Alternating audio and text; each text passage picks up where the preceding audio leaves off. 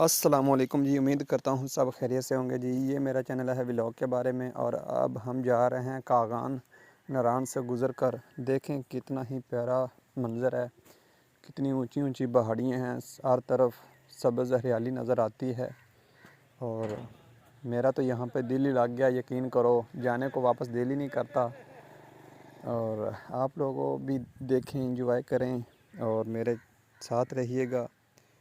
जाना नहीं है आपने कहीं भी, और देखें माशाल्लाह कुदरत का निज़ाम कैसा है। एक दिन इन पहाड़ों ने भी रेज़ा रेज़ा हो जाना है, कुछ नज़र ही नहीं आना। और आज हम यहाँ पर इंजॉय कर रहे हैं।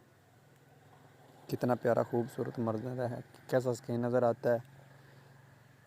आप मेरे चैनल को ज़रूर सब्सक्राइब करें और बेल आइकन को ज़रूर दबाएं ताकि मेरी आने वाली वीडियो का नोटिफिकेशन आप तक पहुँच सके।